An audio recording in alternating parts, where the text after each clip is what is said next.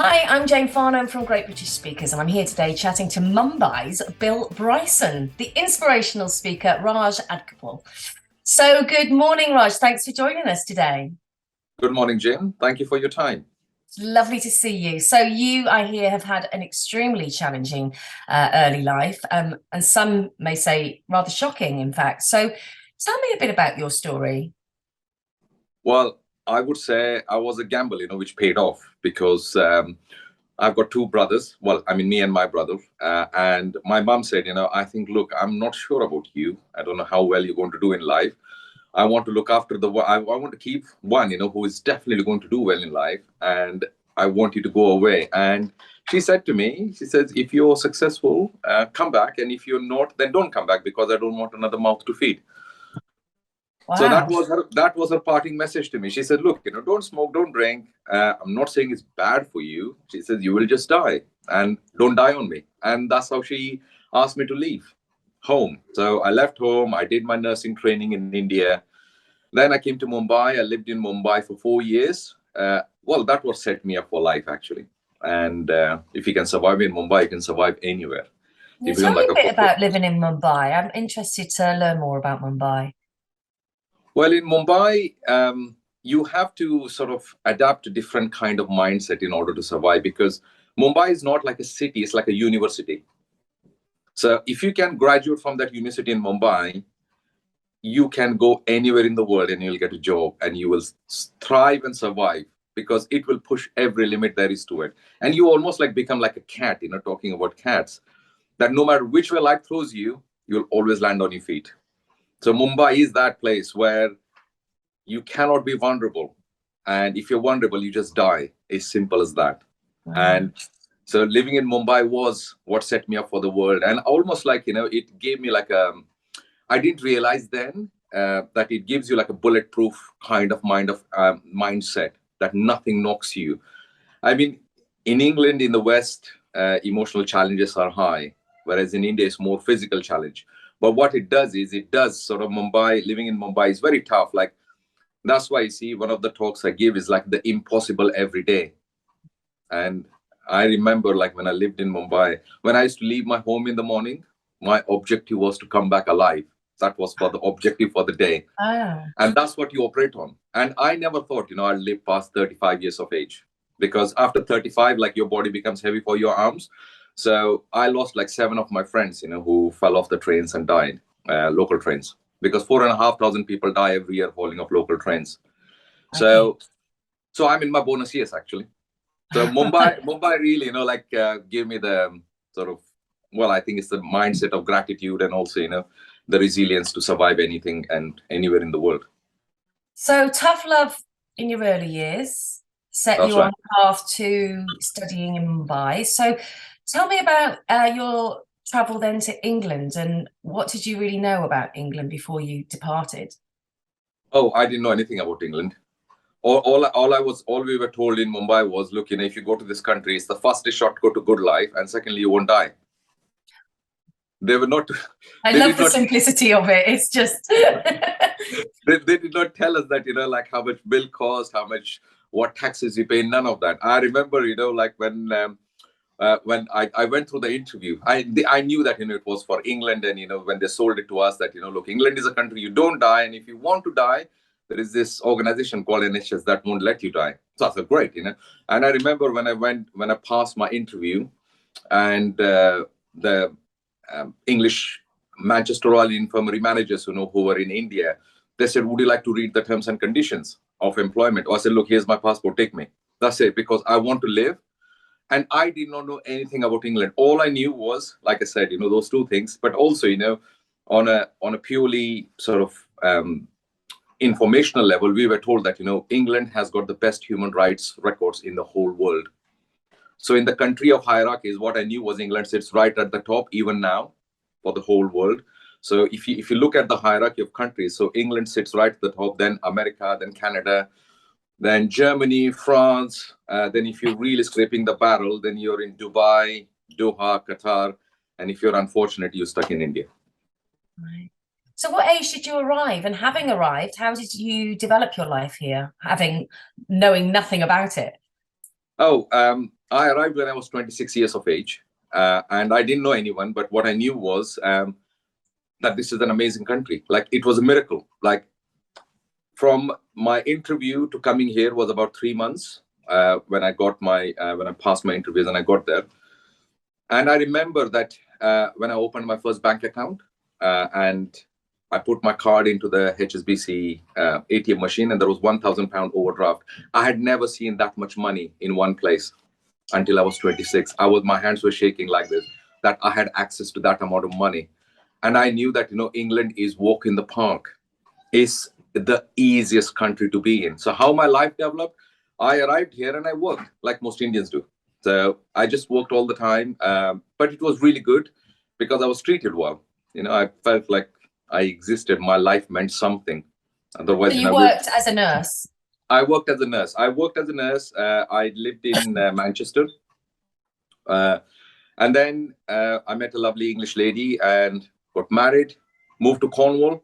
That was a bit of a shock. Now that's a different experience to Mumbai, isn't it? Yeah, tell me about it. And then when we had 2 children, just going for the walks in the wood was not cutting the mustard, so we moved towards civilization. So we moved to Dorset, and which is where I've been living for the last 6 years.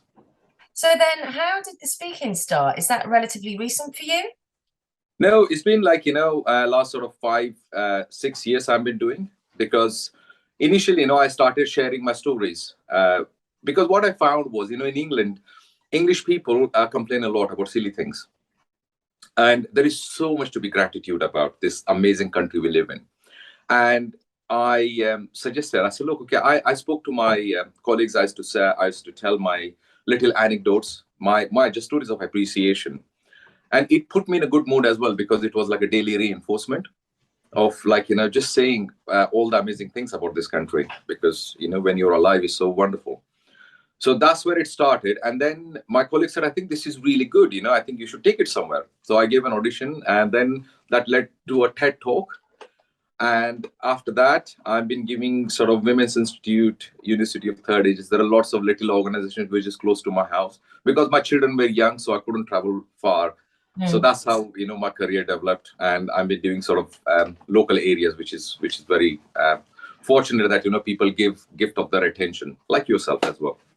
So it seems like, your early years gave you this innate gratitude, and when you come to the UK and able to forge a career and build a new life, that doesn't go away. You don't take that for granted, which, a lot of people do assume a certain level of life as a given, and it's not always. But one of the reasons that we liken you to, obviously, the American Anglophile Bill Bryson is that you've got, obviously, as you've been talking about, a very unique take on your country, on this adopted country of yours.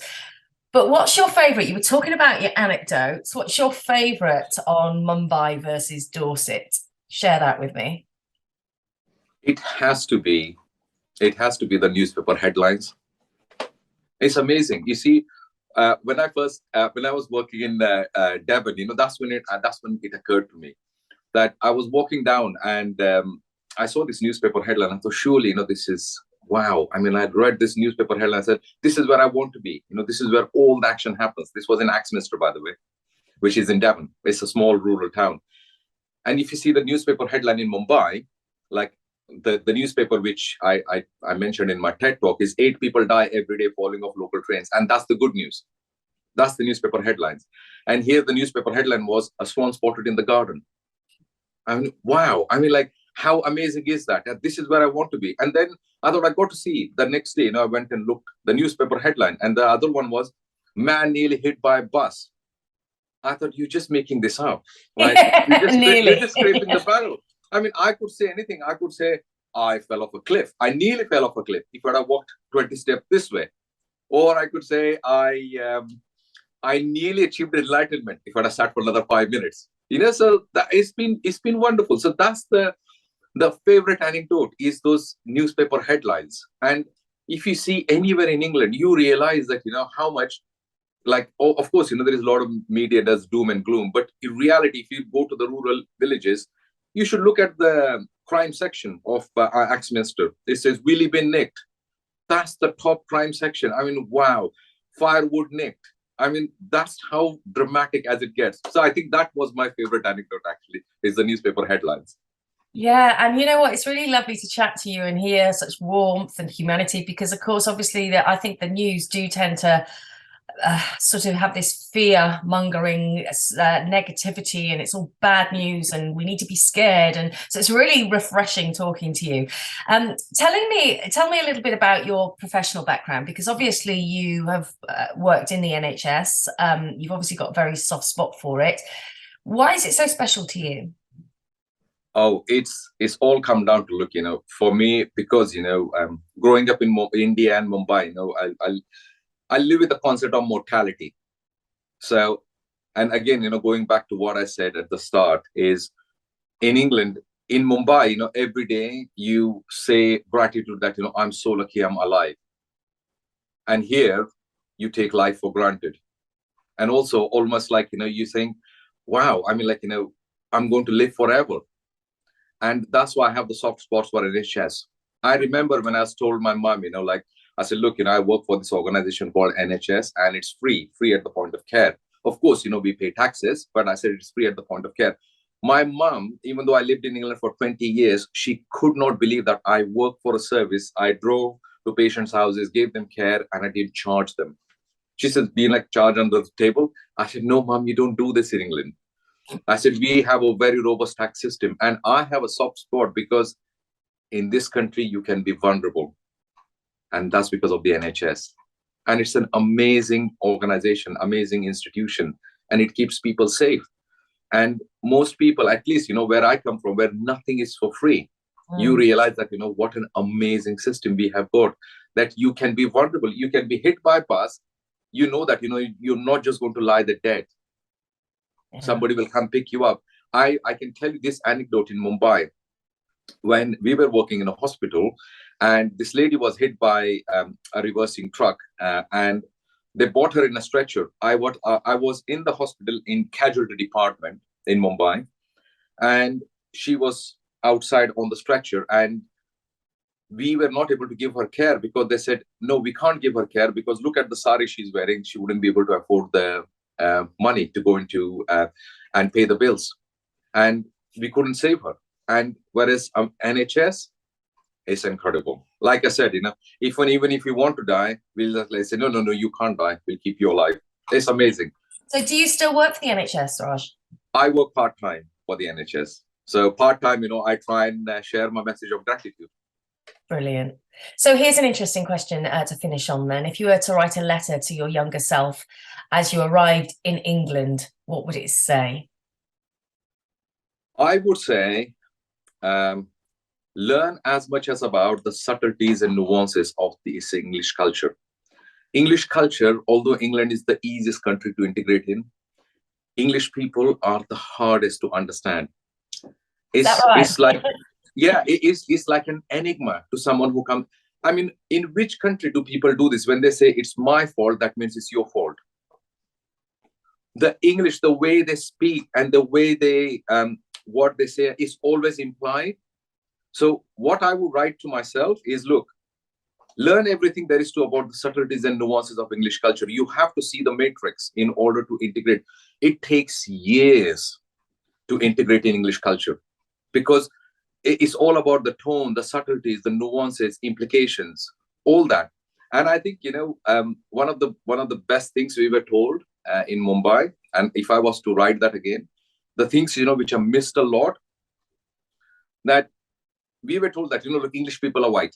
And the strongest emotion for English people is embarrassment. So if you say something, you cock it up, you say something wrong, they go red. So just keep a close eye on the face of their color, the color of their face. So if they go red, try and track back what you said and try and get it right. And I missed a lot of those when I first arrived. And that's what I will tell myself, that, keep a close eye on the color of English people. If they go red, try and learn as much as you can, and you will learn really, really fast. Well, I'm Welsh, so I don't know if I'm allowed to, take any of this on board because we're perfect as Welsh. But anyway, on a final note then, Raj, what gives you the biggest buzz about speaking? As I was saying earlier, I think English people complain a lot about little things, and there is so much to be grateful for living in this country, breathing this air and enjoying this environment. What gives me buzz is, firstly, it's like a daily reinforcement for me that I live in this sense of gratitude. And also, when people come to my talk and when they leave, they go away feeling, firstly, great about themselves, great about the country they live in, and also total gratitude. And that's what gives me the buzz, is like I can spread that joy. And the other thing, which is most important, I feel phenomenally in life, phenomenally in many areas. And I want to share my learning. I want to help other people not make the same mistakes as I made. And that's what gives me the buzz, is to share my learnings, share my mistakes, and let's not repeat my mistakes and have a better life, because it's such a wonderful thing, to be alive. And when you're alive, there are so many possibilities. It's such a joy. And that's the message I want to share. Well, the positivity is jumping out of the screen from you. So, thank you so much for sharing that. It's been lovely chatting to you. And if you would like to book Raj, then simply contact myself or Steve at Great British Speakers on 01753 439 289, or you can email bookings@greatbritishtalent.com. Raj, thank you so much once again. It's been a delight. Thank you so much. Thank you for your time.